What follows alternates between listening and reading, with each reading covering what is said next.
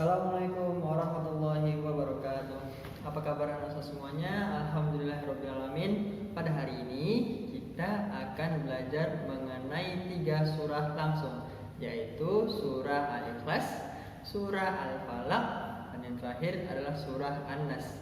Ketiga surah ini biasa disebut sebagai surah Trikul. Kenapa disebut sebagai surah Trikul? Karena di awal ketiga surah ini awalnya adalah Qul. Al-Ikhlas, Qul huwallahu ahad. Al-Falaq, Qul a'udzu birabbil falaq. Dan yang terakhir surah An-Nas, Qul a'udzu birabbin nas. Semua ketiga surah ini diawali dengan kalimat Qul yang berarti katakanlah. Jadi untuk memudahkan kita, surah ini kita sebut sebagai surah Trikul. Oke? Surah Al-Ikhlas, surah Al-Falaq, dan surah An-Nas ayatnya adalah 1. Surah Al-Ikhlas terdiri atas 4 ayat. Surah Al-Falaq terdiri atas 5 ayat. Sedangkan surah An-Nas terdiri atas 6 ayat. Sedangkan golongannya baik surah Al-Ikhlas, surah Al-Falaq maupun surah An-Nas, ketiga surah ini termasuk ke dalam golongan surah Makkiyah. Yang berarti ketiga surah ini adalah surah yang diturunkan sebelum Nabi Muhammad SAW hijrah ke kota Madinah. Urutan ketiga surah ini adalah yang pertama, surah Al-Ikhlas adalah surah yang ke-112 dalam Al-Quran.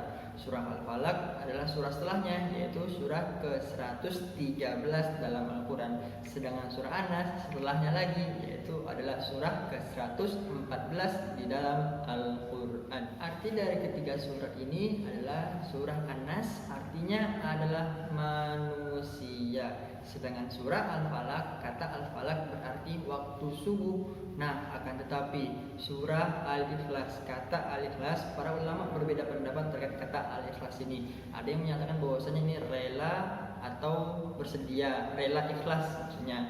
Ada juga arti dari ikhlas ini adalah tauhid atau mengesahkan Allah, karena surah Al-Ikhlas ini berisi tentang pengesaan kepada Allah Subhanahu wa taala atau mentauhidkan Allah. Isi dan kandungannya, surah An-Nas menceritakan tentang bagaimana kita sebagai manusia meminta pertolongan kepada Allah Subhanahu wa taala dari bisikan setan yang terkutuk.